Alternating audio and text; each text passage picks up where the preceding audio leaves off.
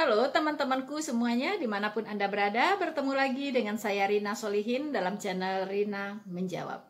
Teman-teman, saya kali ini ingin membuat video khusus ya teman-teman, seperti yang saya janjikan ya di chat saya saat menanggapi komentar dari teman-teman di video saya yang terakhir, yang saya pikir cukup kontroversial ya teman-teman ya, yaitu yang berjudul apakah manusia yang membatasi Tuhan ataukah Tuhan yang membatasi manusia ya.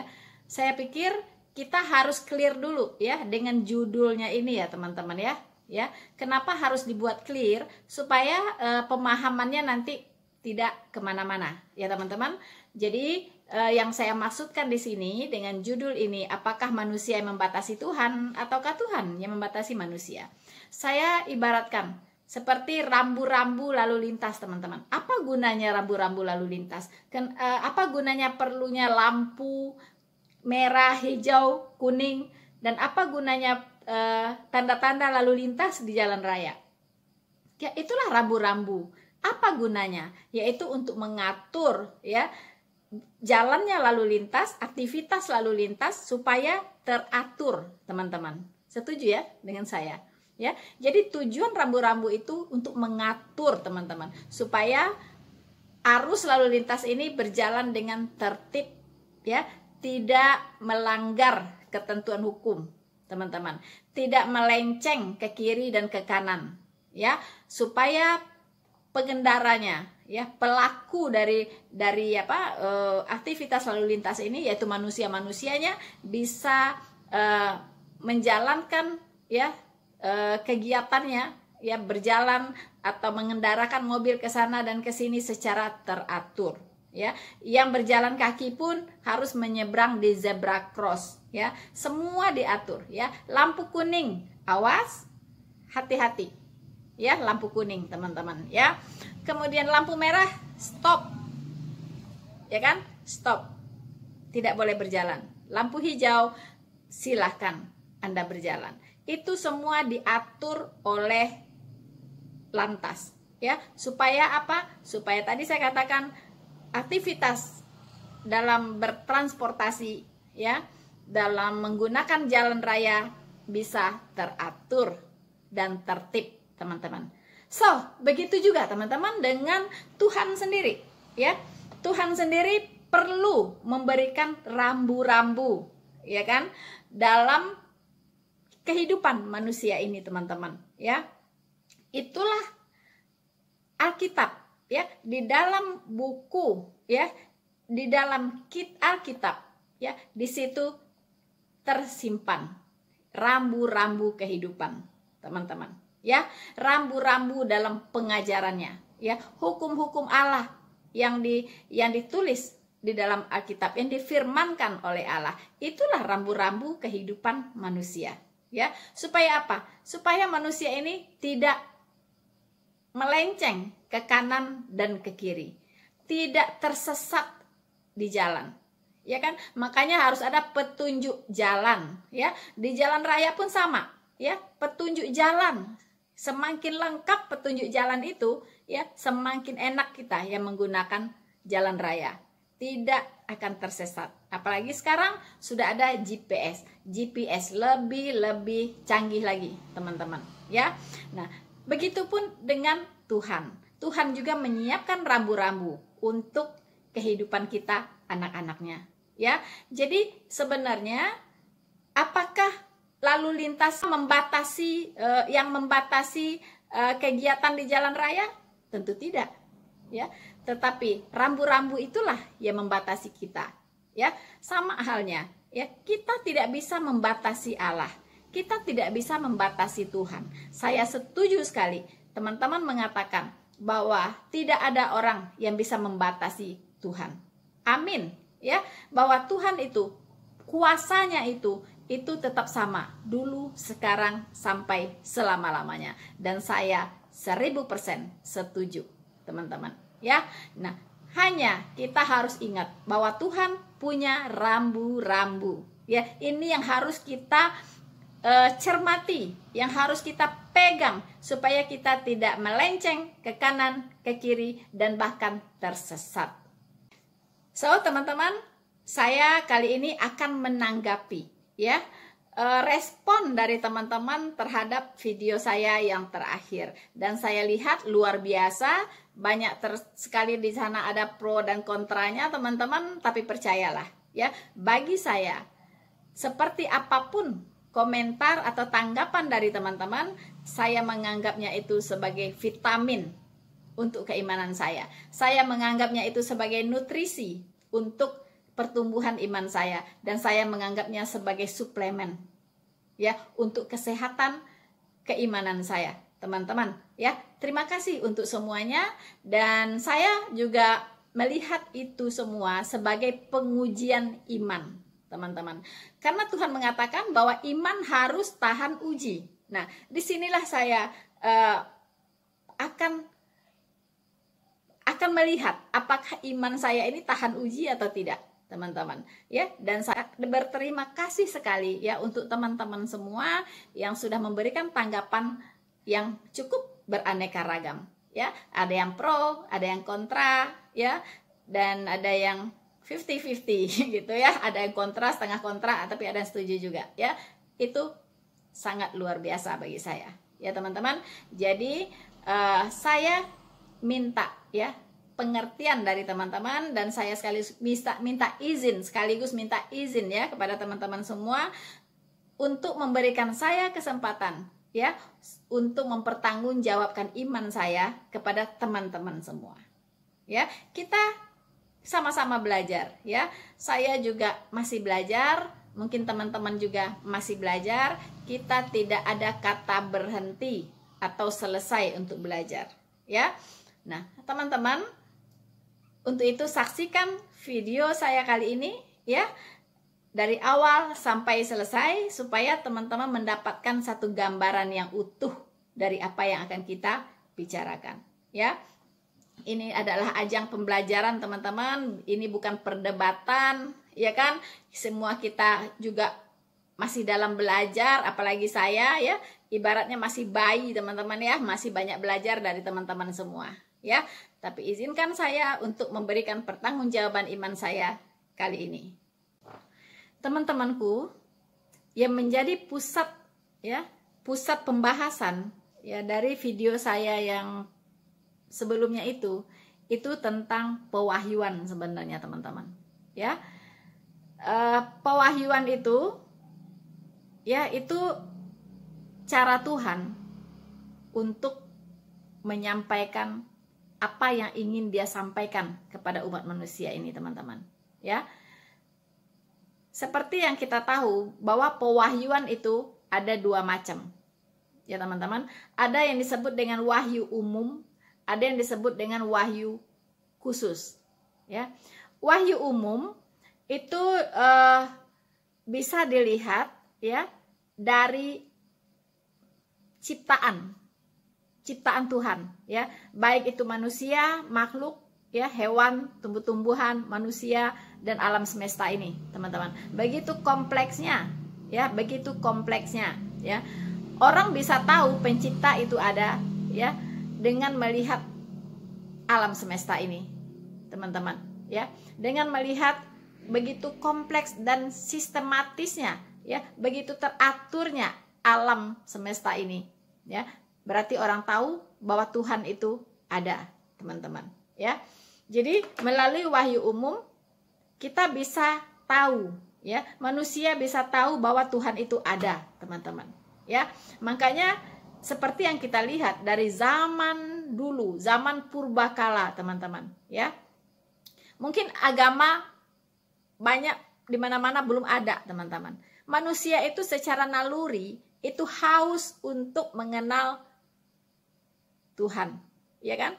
Akhirnya apapun dijadikan Tuhan, pohon dijadikan Tuhan ya kan, samudra dijadikan Tuhan, batu dijadikan Tuhan, teman-teman ya. Apa saja ya yang mereka anggap mendatangkan magis gitu ya, itu akan dianggap Tuhan. Mungkin gunung juga itu dianggap Tuhan, Jadi ada gunung keramat segala macam ya, itu dari sana teman-teman ya. Apapun dijadikan Tuhan gitu. Nah itu dari nalurinya, dia percaya bahwa Tuhan itu ada gitu. Cuman dia nggak kenal, dia belum tahu siapa itu Tuhan itu. Maka apapun dijadikan Tuhan, begitu teman-teman ya. Nah maka itulah namanya muncul namanya animisme ya, aliran kepercayaan dan sebagainya teman-teman ya. Dan ada lagi wahyu umum melalui hati nurani manusia ya. Teman-teman lihat, yang namanya manusia, walaupun dia tidak punya agama sekalipun, dia tahu bahwa membunuh itu nggak bagus, bahwa membunuh itu suatu kejahatan, dia tahu gitu ya. Berbohong itu sesuatu kejahatan, dia tahu ya kan, walaupun tidak ada agama yang mengajarkan dia gitu ya. Orang ateisnya tahu teman-teman ya. Jadi secara hati nurani dia, disitulah tersimpan wahyu umum ya. Manusia itu dengan sendirinya bisa membedakan ini salah, ini benar ya.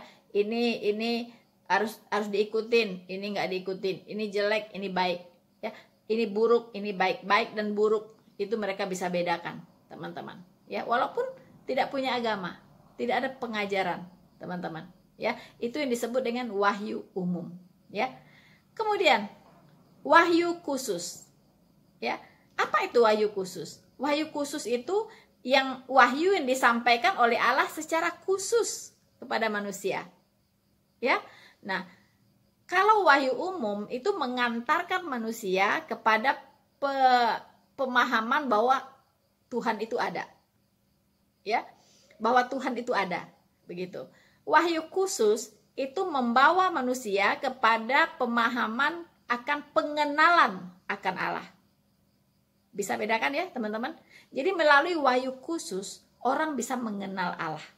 Siapa dia ya, bagaimana dia, seperti apa pengajarannya, seperti apa sifat-sifatnya ya, seperti apa hukum-hukumnya, begitu ya teman-teman. Nah di dalam wahyu khusus ini ya, Allah menggunakan berbagai cara untuk menyampaikan wahyunya teman-teman. Mulai dari cara yang sangat sederhana ya, sampai kepada cara yang sangat kompleks ya. Nah kita tahu bahwa Allah pernah memakai undian, memakai urim dan tumim. Nah ini perlengkapan para imam di bait Allah. Mereka pasti menyimpan di kantongnya yang namanya urim dan tumim ya, semacam undian. Jadi kalau ingin tahu kehendak Allah ya, untuk mendapatkan petunjuk ya, Allah itu maunya apa, begitu. Nah pakailah undian atau urim tumim, iya atau tidak nih ya, boleh atau tidak boleh. Nah itu pakai urim tumim teman-teman ya. Nah kemudian Allah pernah memakai mimpi ya. Nah banyak pewahyuan ya yang disampaikan melalui mimpi. Contoh yang dialami oleh Nebukadnezar ya kan. Nah dia bermimpi tentang kerajaan-kerajaan, macam-macam kerajaan yang akan ada di bumi ini, dan kita tahu semua tergenapi. Hanya tinggal ya 2 lagi ya, kerajaan antikristus dan kerajaan 1000 tahun, 2 lagi yang belum tergenapi. Yang sebelumnya sudah tergenapi semua ya, kerajaan namanya kerajaan Babilonia, Persia dan sebagainya, itu sudah tergenapi teman-teman ya. Kemudian Allah juga memakai visi atau penglihatan. Nah di sini sampai hari ini masih menjadi perdebatan ya di antara umat Kristen sendiri. Ada yang mengatakan visi dan penglihatan sudah tidak ada setelah Alkitab selesai ditulis ya, karena pewahyuan sudah berhenti. Tapi ada pula sebagian umat masih meyakini bahwa visi dan penglihatan itu masih dipakai oleh Tuhan begitu ya. Nanti akan kita bahas teman-teman ya. Nah, kemudian Tuhan juga memakai malaikat. Tuhan pernah memakai malaikat ya. Seperti Gabriel kita tahu ya. Tuhan memakai Gabriel untuk menyampaikan wahyu kepada Maria bahwa dia akan mengandung, akan melahirkan seorang anak dan dia akan menamai dia Yesus ya. Dan Tuhan banyak memakai malaikat ke banyak tokoh-tokoh Alkitab. Ya, teman-teman, ya. Kemudian Tuhan juga memakai nabi ya di Perjanjian Lama. Nah, ini lebih meningkat lagi ya. Tuhan memakai nabi untuk menyampaikan wahyunya. Ya.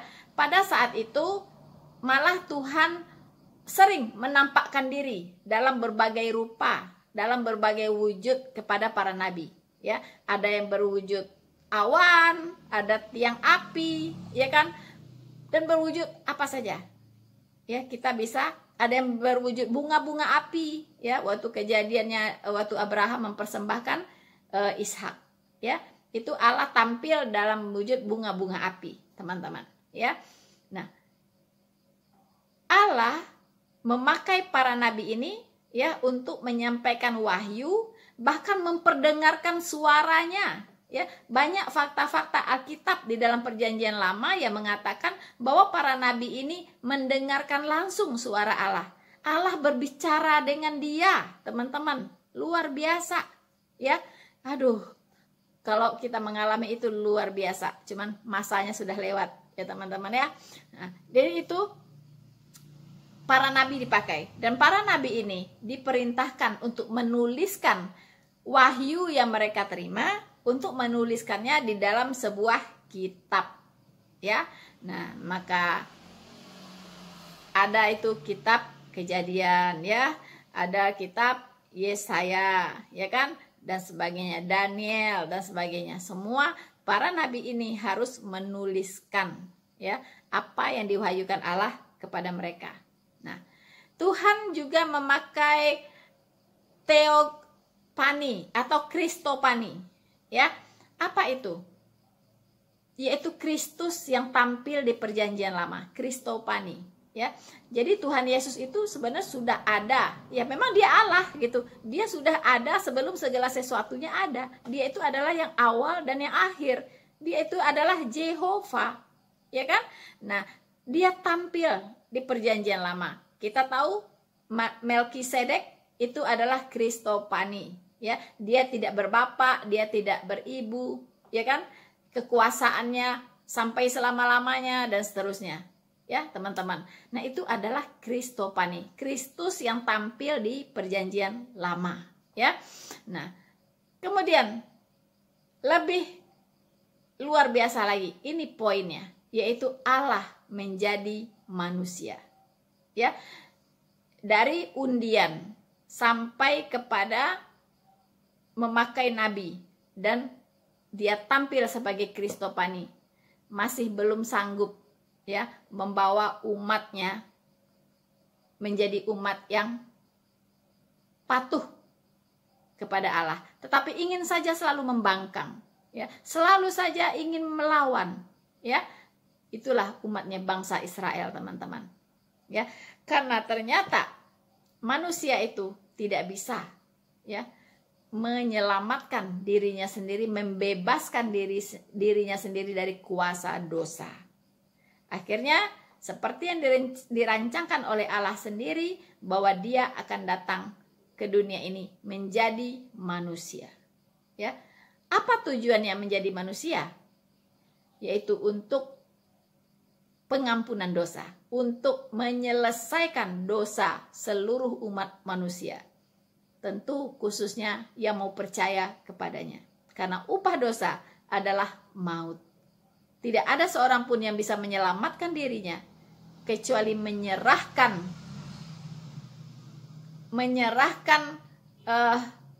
seutuhnya ya penghukuman atas dosa-dosanya itu kepada Tuhan Yesus. Tuhan Yesuslah yang dihukumkan untuk dosa-dosa kita. Ya, itulah bukti kasih dari Allah itu sendiri, yaitu kasih yang maha besar dari Allah itu sendiri. Dia tidak rela umat manusia ini masuk ke neraka dan kekal di dalamnya. Tuhan mau kita semua selamat masuk ke surga Allah yang Maha Kudus, ya. Tapi dosa itu harus diselesaikan. Tidak bisa hanya dengan mengampuni lalu selesai. Tidak bisa. Tapi dosa harus dihukum, ya. Karena ada tertulis, upah dosa adalah maut. Supaya Allah bisa menggantikan kita dihukum, karena yang dia gantikan adalah manusia, maka tentu dia harus jadi manusia. Ya, saya pernah katakan, kalau yang mau digantikan dosanya adalah monyet, tentu Tuhan akan datang sebagai monyet, teman-teman. Tapi berhubung yang ingin digantikan hukumannya itu adalah manusia, maka dia harus datang sebagaimana manusia. Ya, so simple. Ya, teman-teman. Nah, setelah itu Allah menjadi manusia. Allah hidup di tengah-tengah manusia dan mengajarkan kepada manusia bagaimana menjadi manusia yang kudus, bagaimana menjadi manusia yang takut akan Allah, dan mengajarkan di banyak tempat, ya, tentang Injil keselamatan, ya, bahwa tidak ada manusia yang bisa selamat kecuali melalui iman kepada Sang Juru Selamat itu sendiri, yang notabene adalah Tuhan Yesus itu sendiri, teman-teman. Ya, tapi tetap banyak orang yang tidak mau percaya kepadanya, ya. Tapi Alkitab sudah mengatakan bahwa siapa yang percaya akan diselamatkan, siapa yang tidak percaya akan dihukum. Jadi ada konsekuensinya, dan manusia diberikan pilihan bebas, free will, mau percaya monggo, nggak mau percaya juga mangga, gitu ya. Jadi pilihan Anda, begitu. Yang penting Tuhan sudah memberikan kasih anugerahnya kepada semua orang, disediakannya bagi semua orang. Dia tidak pilih-pilih orang, teman-teman. Semua manusia bisa ambil, silahkan ambil, gitu ya. Tapi tidak ada pemaksaan, karena sesuatu yang enak itu tidak perlu dipaksakan, gitu ya. Silahkan ambil, begitu teman-teman, ya. Walaupun banyak yang tetap nggak mau ambil, gitu ya. Itu pilihan mereka dan ada konsekuensinya, ya.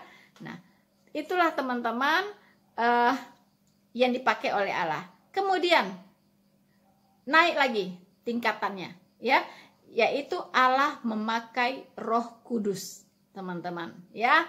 Nah, setelah Tuhan Yesus terangkat ke sorga, dia bangkit dari kematiannya dan dia terangkat ke sorga, Tuhan Yesus meninggalkan Roh Kudus bagi kita semua, yang akan menyertai hidup kita sampai kepada akhir zaman, ya. Dengan cara apa? Dengan cara memateraikan Roh Kudus itu di hati kita di saat kita bertobat dan percaya kepada Tuhan Yesus. Jadi tidak semua manusia, ya, punya Roh Kudus. Hanya mereka yang mau menerima Tuhan Yesus sebagai Tuhan dan Juru Selamatnya, bertobat sungguh-sungguh dan mengimani bahwa Tuhan Yesus sudah mati baginya dan dia hidup bagi Tuhan Yesus. Nah, saat itulah hati orang tersebut dimateraikan dengan Roh Kudus, ya. Jadi Roh Kudus itu menetap di hati kita, ya. Dia menetap di sana, begitu. Jadi tidak perlu lagi kita undang-undang Roh Kudus, ya. Undang-undang dia untuk melawat, tidak ada lagi melawat-lawat, teman-teman, ya. Roh Kudus itu sudah termaterai di hati kita. Nah, ini harus hati-hati, ya. Nah, itulah sebab, ya, proses pewahyuan ini harus kita lihat secara menyeluruh. Penglihatan itu adalah salah satu bagian dari media yang dipakai oleh Allah untuk pewahyuan, teman-teman, ya. Tidak ada maksud Tuhan untuk mendatangi seseorang di luar untuk tujuan pewahyuan. Itu harus dipastikan dulu, ya, dipastikan dulu, teman-teman, ya. Nah, berhubung karena pewahyuan sudah selesai sampai Wahyu 22 ayat 21, tidak boleh lagi ditambahi, tidak boleh lagi dikurangi, maka semua media yang dipakai Allah untuk menyampaikan wahyu, ya, itu selesai, teman-teman, ya. Tidak dipakai lagi oleh Tuhan. Tuhan tidak pakai lagi undian, Tuhan tidak pakai lagi urim tumim, Tuhan tidak pakai lagi mimpi, Tuhan tidak pakai lagi visi atau penglihatan, Tuhan tidak pakai lagi malaikat, Tuhan tidak pakai lagi nabi, tidak ada nabi lagi, jabatan nabi sudah tidak ada lagi, ya. Tuhan tidak pakai lagi rasul, ya. Tuhan tidak, dia tidak datang lagi langsung ke dunia ini menjadi manusia, sudah selesai, ya. Proyeknya sudah selesai, teman-teman. Ya, makanya waktu di kayu salib, sebelum dia menyerahkan dirinya, Tuhan Yesus berseru dengan suara yang sangat-sangat nyaring, sudah selesai, ya, sudah selesai. Apanya yang sudah selesai? Yaitu misi penyelamatannya sudah selesai. Dia jalankan di atas kayu salib untuk pengampunan dosa seluruh umat manusia. Teman-teman, ya, jadi tidak ada lagi, ya, Tuhan tidak berkepentingan lagi mau datang ke dunia ini, teman-teman, kecuali nanti, ya, di saat kedatangan Tuhan Yesus yang kedua kali, disitulah dia akan datang, ya. Nah, kemudian Roh Kudus itu sudah ada di hati kita, ya. Roh Kudus ini tugasnya apa? Apakah Roh Kudus ini memberikan kita wahyu? Tidak ada tertulis. Ada ayat di Alkitab yang mengatakan bahwa Roh Kudus itu memberikan kita wahyu. Tidak, ya. Tapi Roh Kudus ini bisa membantu kita, ya, membantu kita untuk memahami firman Tuhan, mengajar kita kepada seluruh kebenaran Allah, menerangi hati kita, menerangi pikiran kita, teman-teman. Ya, wahyu Tuhan sudah lengkap di Alkitab. Mulai dari Kejadian 1 pasal 1 sampai Wahyu 22 ayat 21 sudah lengkap dan sempurna. Ya, makanya ada tertulis, ketika yang sempurna tiba, maka yang tidak sempurna itu akan lenyap. Ya, jadi undian itu tidak sempurna. Urim Tumim itu tidak sempurna.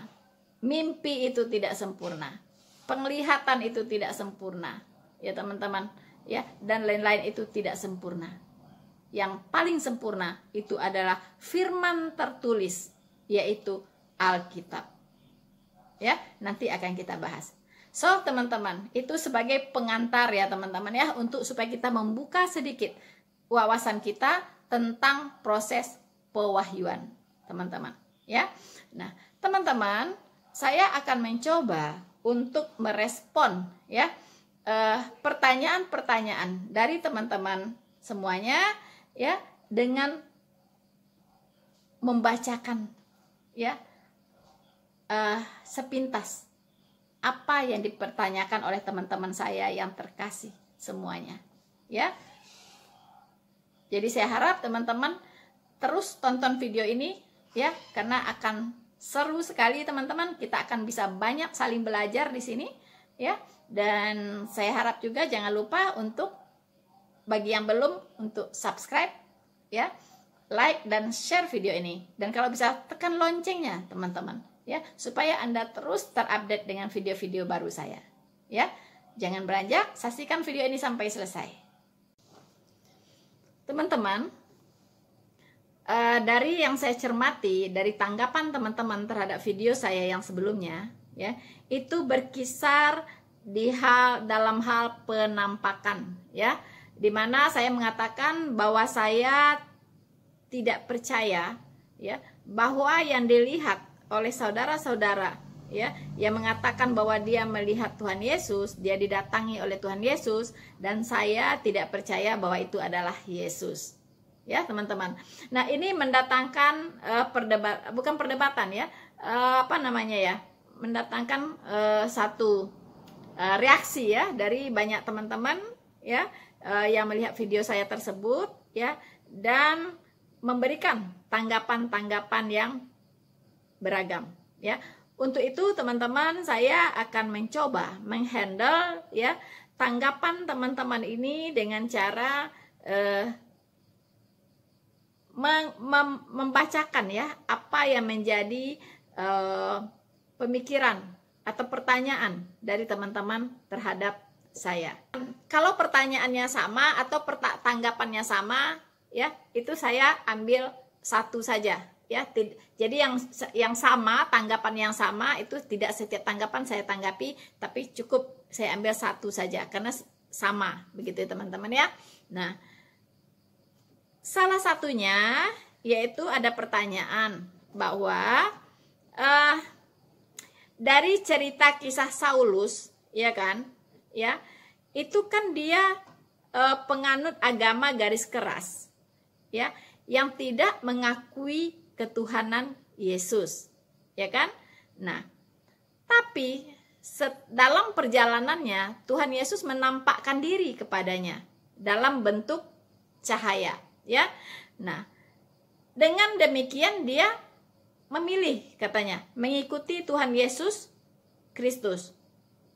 Dan dia dinobatkan sebagai rasul untuk memberitakan Injil.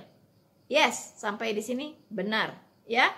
Nah, pertanyaannya katanya, apa perbedaan penampakan yang dialami Paulus, ya, dengan saudari-saudari kita murtadin yang katanya mengalami hal yang sama, teman-teman, ya. Nah, itu, ya, teman-teman, tadi saya sudah katakan, ya, bahwa penglihatan, penampakan itu adalah salah satu media, ya, untuk pewahyuan, ya. Mengapa Rasul Paulus bisa mengalami itu? Ya, karena saat itu proses pewahyuan masih berlangsung, ya.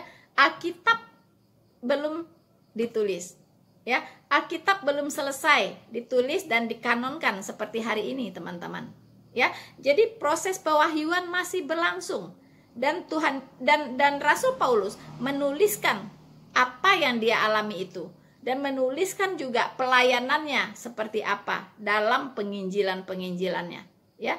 Dan dia adalah rasul yang luar biasa, rasul besar untuk bangsa non-Yahudi. Nah, lalu firmannya dari mana dia dapatkan? Kan Tuhan Yesus sudah terangkat. Kalau para rasul yang lain itu ada di saat Tuhan Yesus masih hidup, masih bercakap-cakap langsung dengan mereka. Tapi kasusnya Rasul Paulus itu Tuhan Yesus sudah terangkat, ya kan? Nah, makanya dia mengalami yang namanya penampakan, ya, karena memang Tuhan Yesus ingin menyampaikan wahyu kepada dia, begitu, ya. Dan proses pewahyuan saat itu belum selesai, teman-teman. Nah, selanjutnya Tuhan Yesus dalam pelayanannya, dalam menulis begitu banyak surat-suratnya yang kita lihat sebagai firman Tuhan, karena itu diilhami oleh Tuhan melalui Roh Kudus yang ada di hati Rasul Paulus, ya. Nah, sekarang Roh Kudus masih memberikan wahyu enggak? Tidak lagi.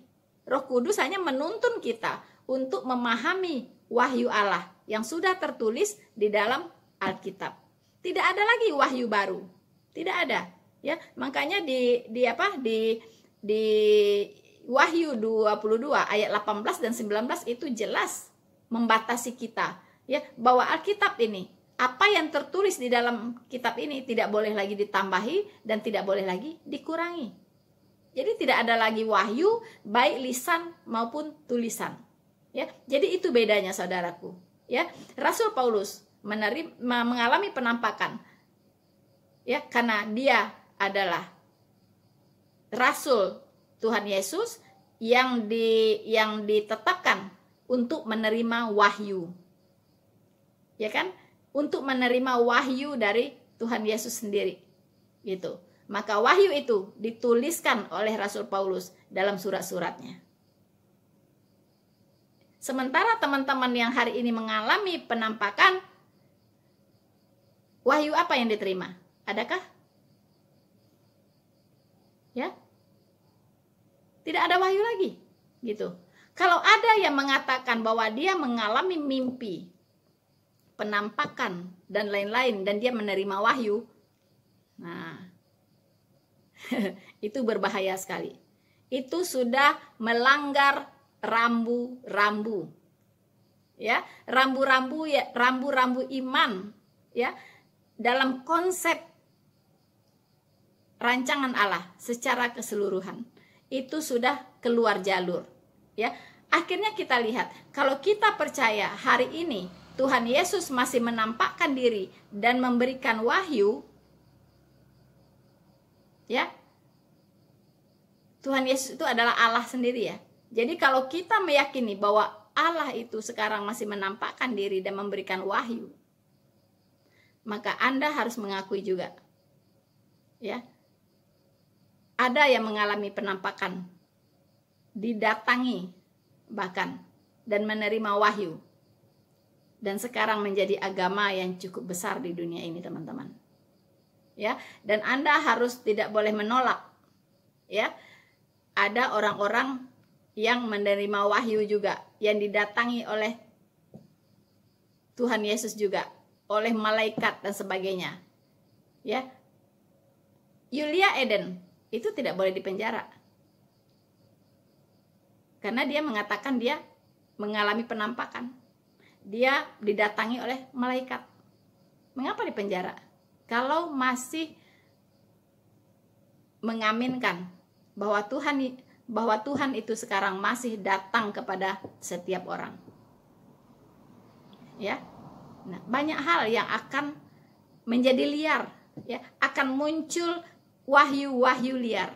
Ya. Makanya sudah diingatkan juga, ya, sudah diingatkan juga bahwa akan ada Yesus lain, roh lain, dan Injil lain. Ini peringatan yang sangat keras, teman-teman.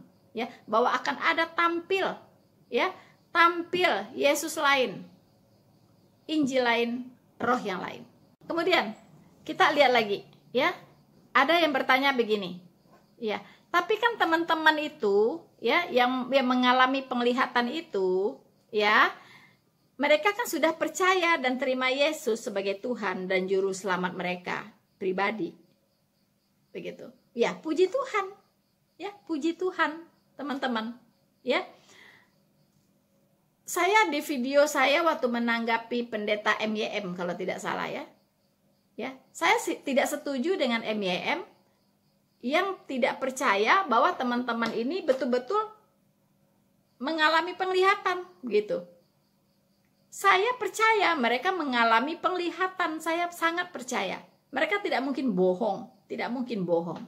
Hanya berdasarkan firman Tuhan di Alkitab, saya tidak percaya bahwa itu adalah Yesus yang di Alkitab.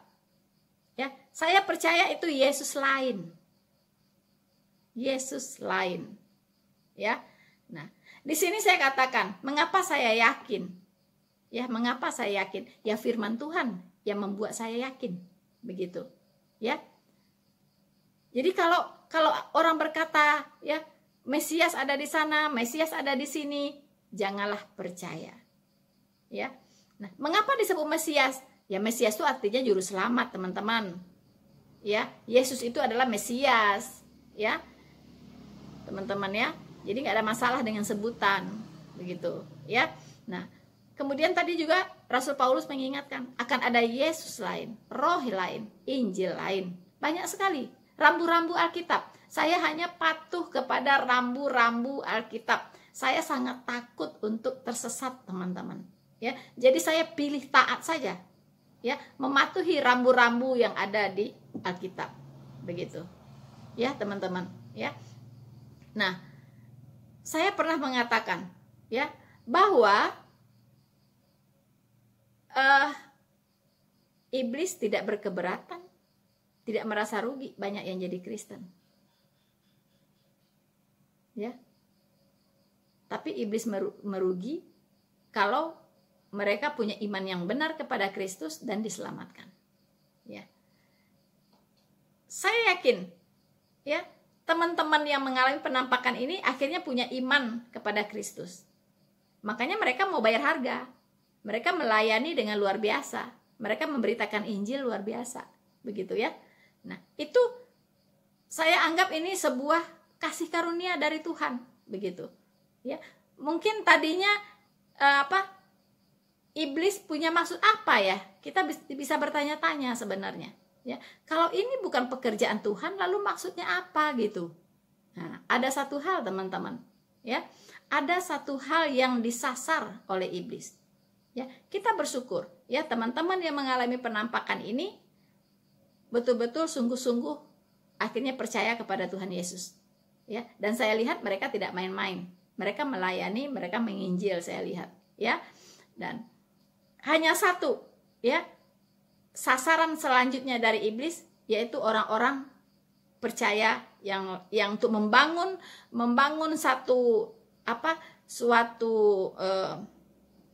suasana, ya, membangun satu konsep baru, ya, membangun satu konsep baru, pemahaman baru, ya, bahwa orang akan menjadi Kristen kalau mengalami penampakan, gitu.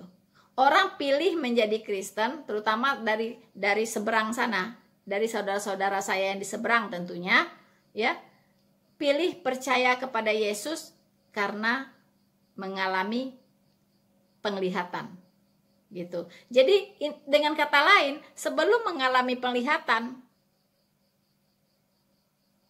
itu susah untuk menjadi percaya. Ya, bahkan ada salah satu yang sudah percaya Yesus, tadinya mengalami penglihatan, kemudian percaya Yesus, dia mengatakan bahwa sekiranya Tuhan Yesus itu tidak menampakkan diri kepadanya, atau dengan kata lain dia tidak mengalami penglihatan, dia tidak akan pernah percaya kepada Yesus. Karena dia bilang, kalau orang datang kepada dia memberitakan Injil, waduh, bisa habis orang itu. Karena saking fanatiknya, saking bencinya dia dengan orang Kristen saat itu. Begitu. Tapi berhubung dia mengalami penampakan, akhirnya dia percaya kepada Yesus. Mau percaya kepada Yesus. Nah, teman-teman, Anda paham tidak maksud saya?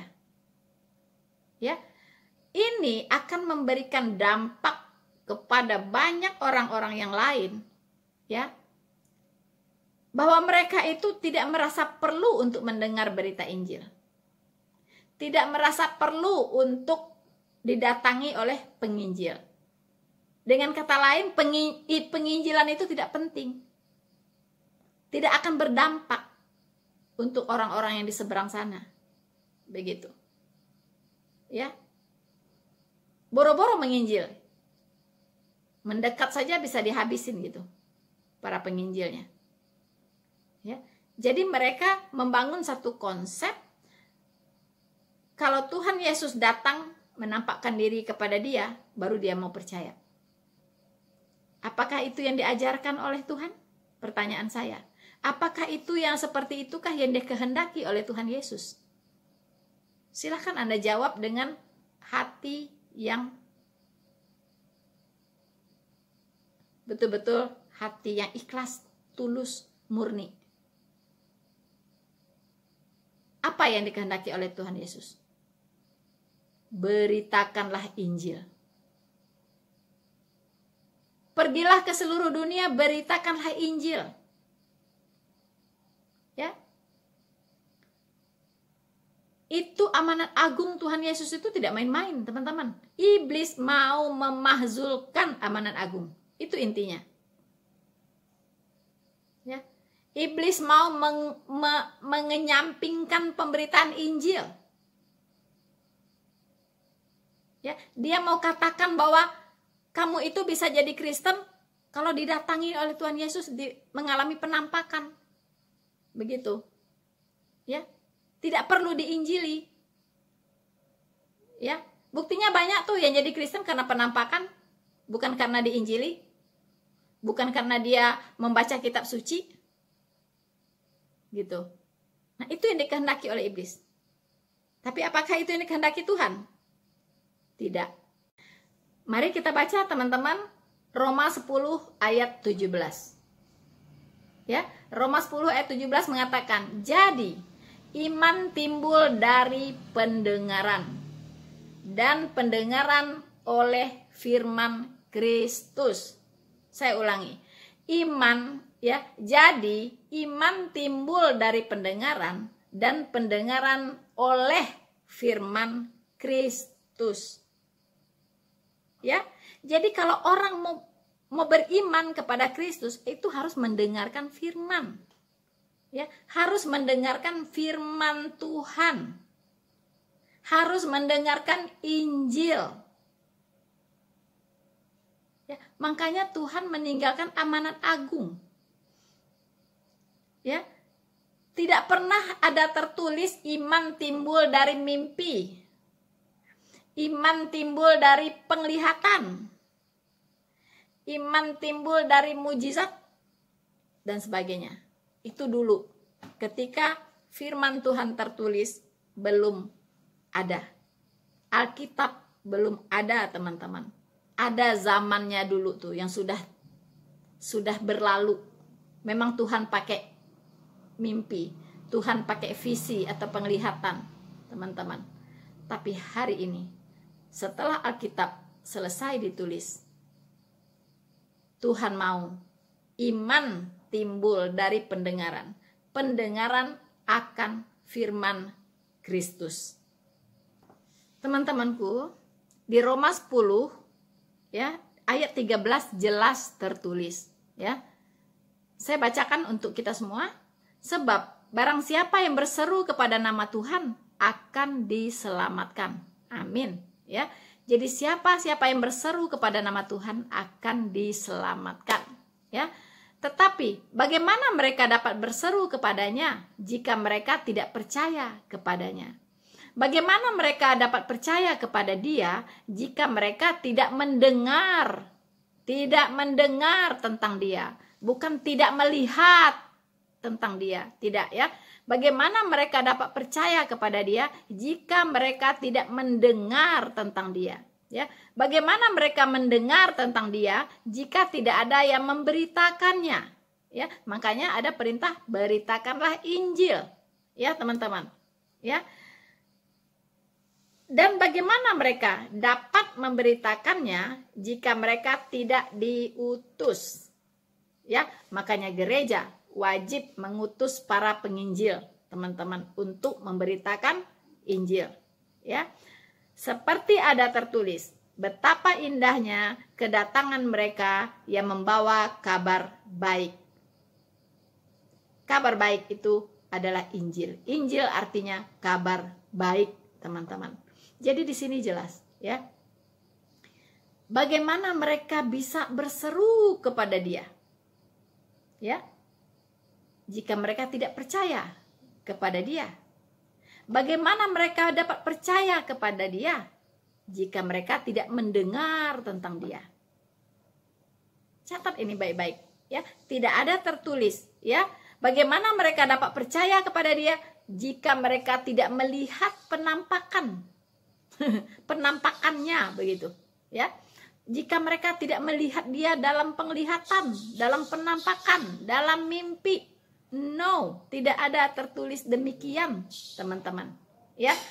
Ayat ini jelas, ya, memberikan rambu-rambu yang jelas sekali bahwa iman timbul karena pendengaran akan firman Kristus. Tidak ada karena penglihatan lagi, tidak ada karena penampakan lagi, tidak ada karena mimpi lagi, teman-teman, ya. Bukan kita membatasi kuasa Tuhan, tetapi Tuhan yang membatasi kita dengan rambu-rambunya, supaya kita tidak melenceng ke kanan dan ke kiri, bahkan tersesat, teman-teman. Bahkan, teman-teman, ya, Alkitab juga menekankan, ya, di Lukas 16 ayat 27 sampai 31.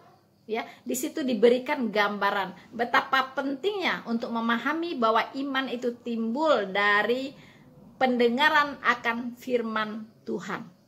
Ya, kita bisa baca tentang kisah orang kaya dengan Lazarus, teman-teman. Ya, saya akan bacakan, ya. Si orang kaya, ya, itu meninggal masuk neraka, teman-teman. Sementara Lazarus masuk surga, ya. Dia duduk di pangkuan Abraham.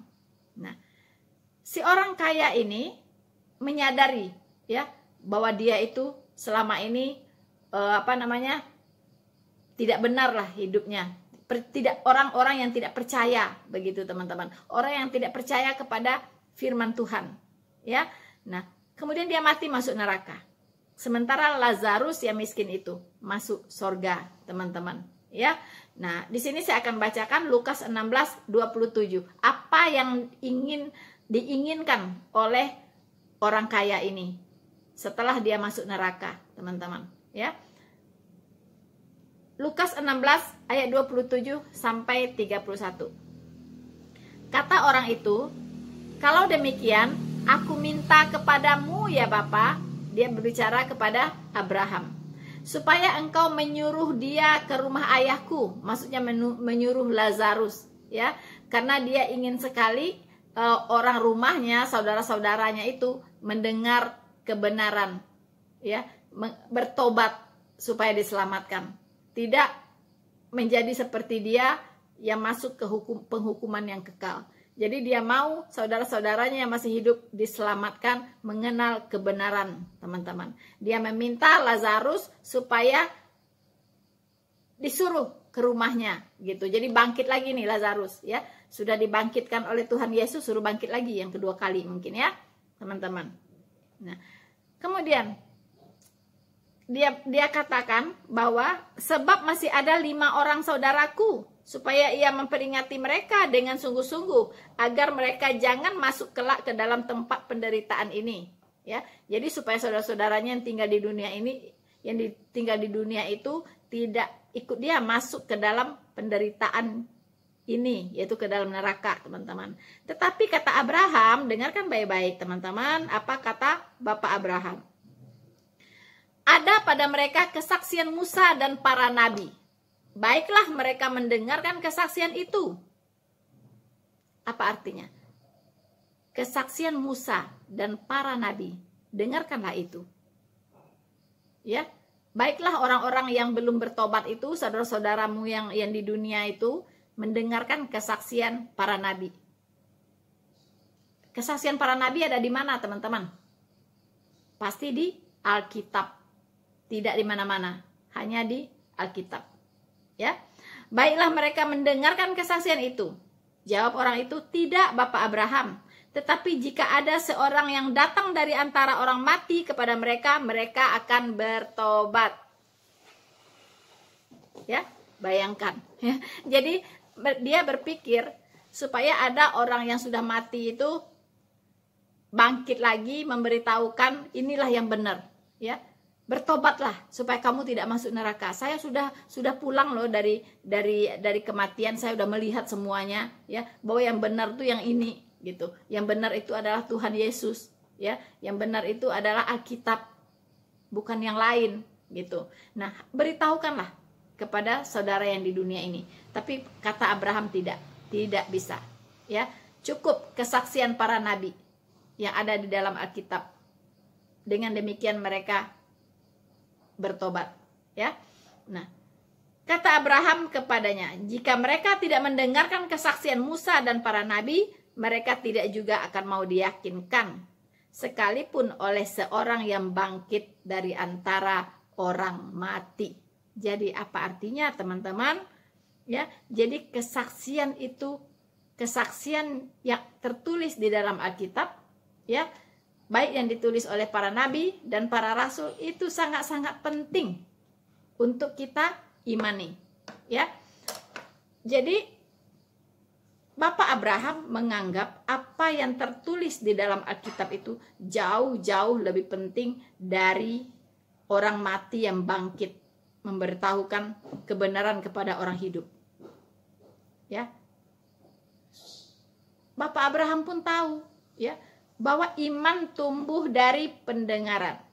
Pendengaran akan firman Tuhan, ya, yang mulai dari Kejadian 1 pasal 1 sampai Wahyu 22 ayat 21.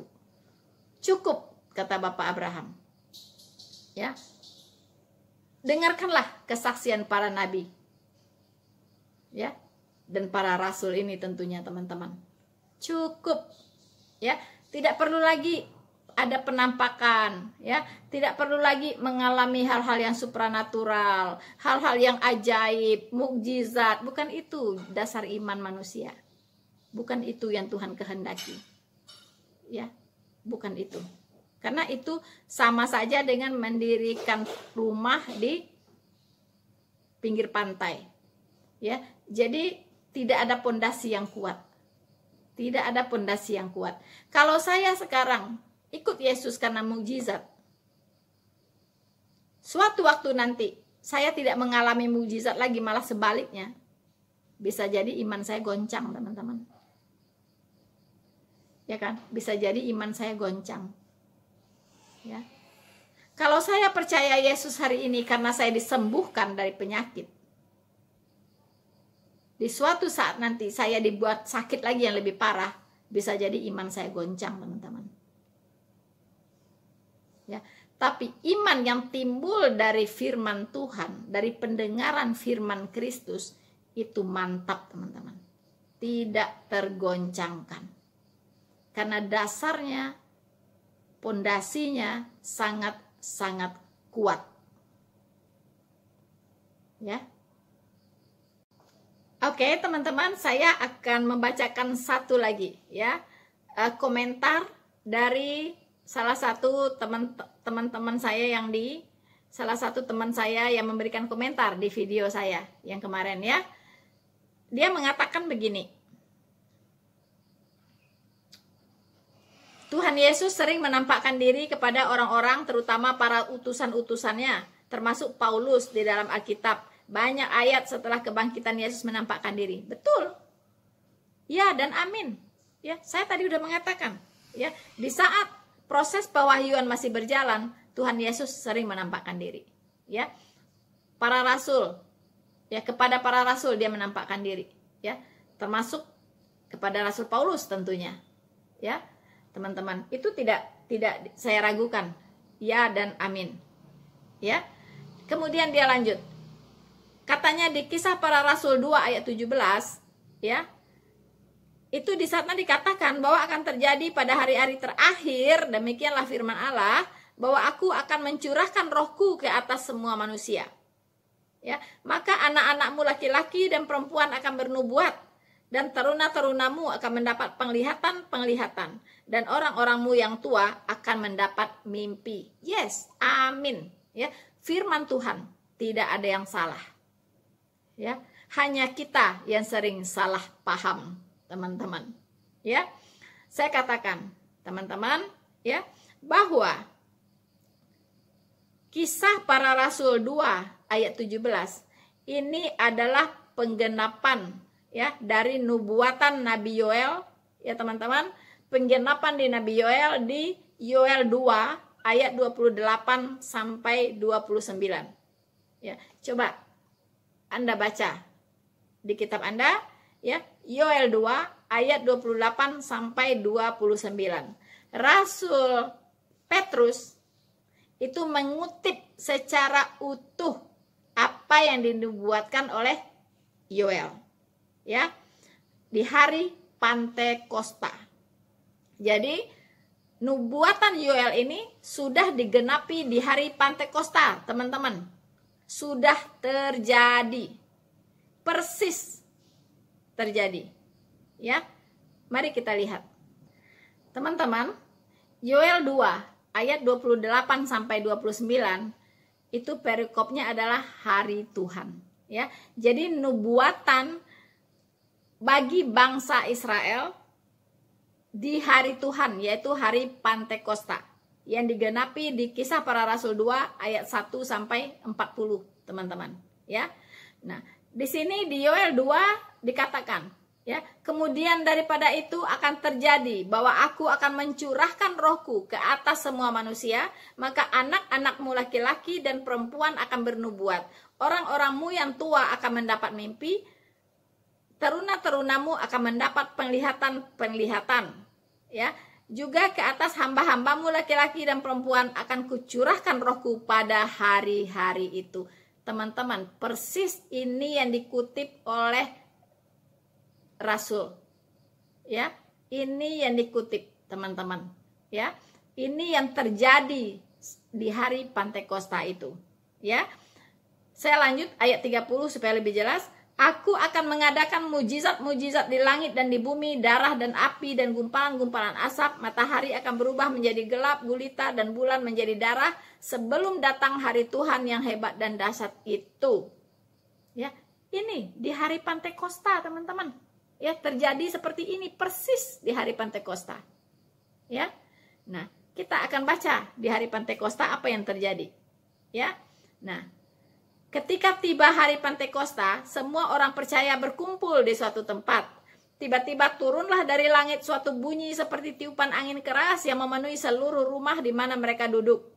Dan tampaklah kepada mereka lidah-lidah seperti nyala api yang bertebaran dan hinggap pada mereka masing-masing. Ya, itu Roh Kudus ya, berupa nyala-nyala bunga-bunga, lidah-lidah api.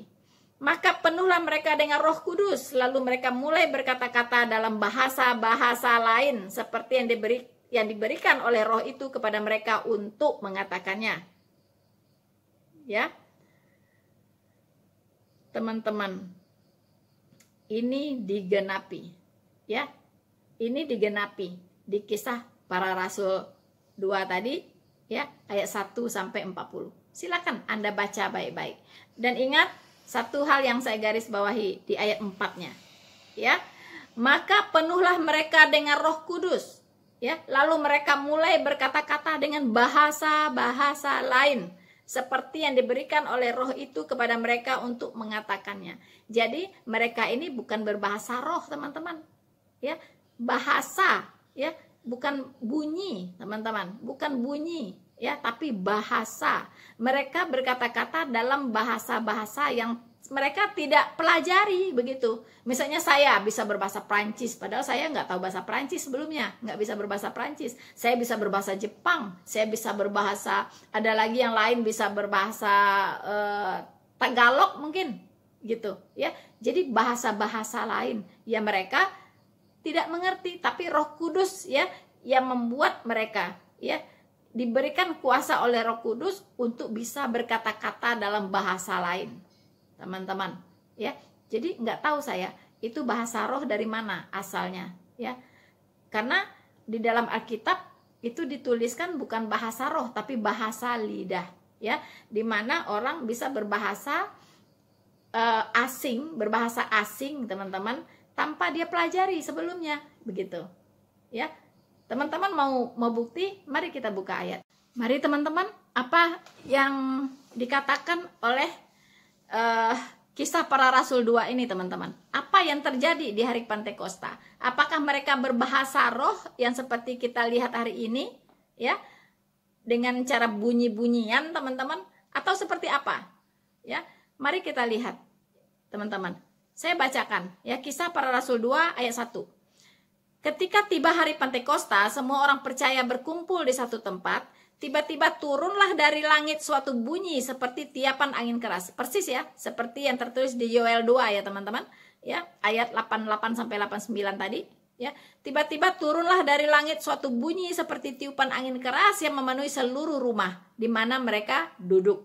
Dan tampaklah kepada mereka lidah-lidah seperti nyala api. Persis nubuatan Yoel ya, yang bertebaran dan hinggap pada mereka masing-masing. Nah, maka penuhlah mereka dengan Roh Kudus. Ya, lalu mereka mulai berkata-kata dalam bahasa-bahasa lain, teman-teman, ya. Bahasa-bahasa lain, artinya bahasa asing, ya, seperti yang diberikan oleh Roh itu kepada mereka untuk mengatakannya. Kita lihat bahasa lain seperti apa, ya.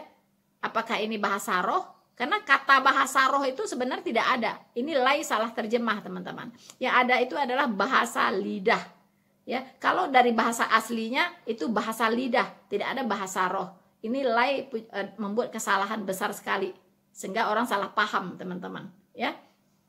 Nah, waktu itu di Yerusalem diam orang-orang Yahudi yang saleh dari segala bangsa di bawah kolong langit.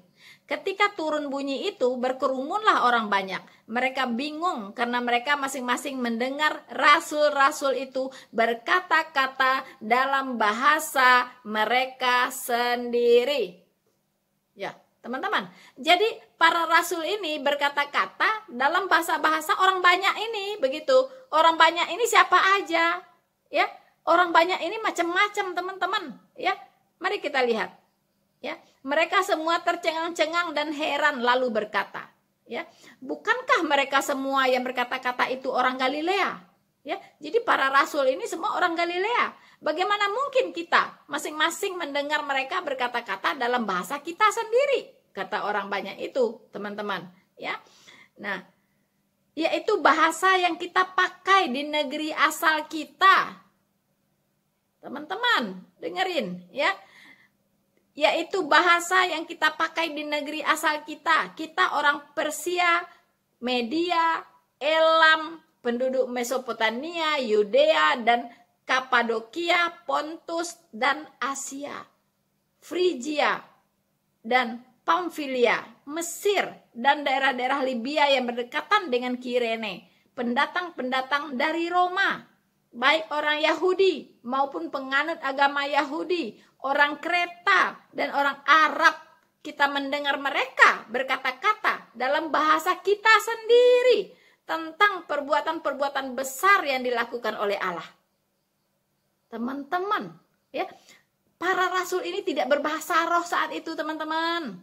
Ya, mereka itu berbahasa asing.